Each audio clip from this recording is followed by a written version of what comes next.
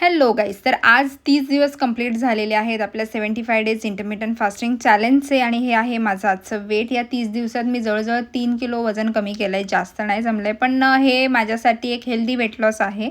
आणि काल रात्री मी लेट झोपली होती, लेट जेवली होती. काल शेवटचा गुरुवार होता, त्यामुळे एक्सरसाइज म्हणजे आज जिम वगैरे नाही केलं आहे, कारण मी झोपेला महत्त्व देते एक्सरसाइजपेक्षा.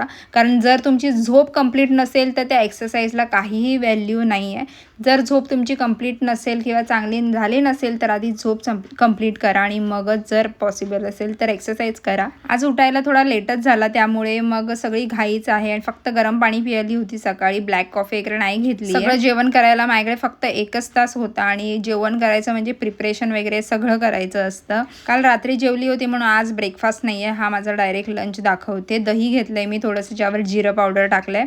एक ज्वारीची भाकरी घेतली आणि ओट्सचा चिला घेतलेला आहे, ज्यामध्ये पनीर भरपूर किसून टाकले आणि कोबी मुगाची भाजी घेतली आहे. त्यानंतर ब्रेकफास्ट नाही आहे, त्यामुळे 1 ग्लास सॉल्टेड लाईम वॉटर घेतलेला आहे. हे कसं बनवायचं आणि याचे फायदे काय हे मी डिस्क्रिप्शनमध्ये खाली देते, नक्की बघा.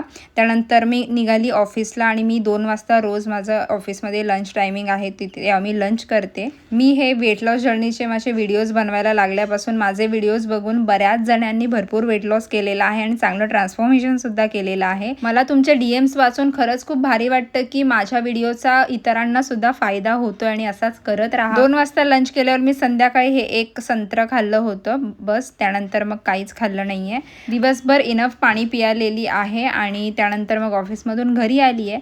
बस घरी आल्यानंतर माझं काही नसतं, कारण रात्रीचं जेवण करत नाही. 5 वाजल्यापासून माझा फास्टिंग चालू झालेला आहे आणि घरी आली की फक्त हे 1 बॉटल पाणी पियायचं आणि 10 ते 10:30 पर्यंत मी झोपायचा प्रयत्न करते, कारण लवकर उठून मला जिमला सुद्धा जायचं असतं. आपण उद्या भेटू. बाय.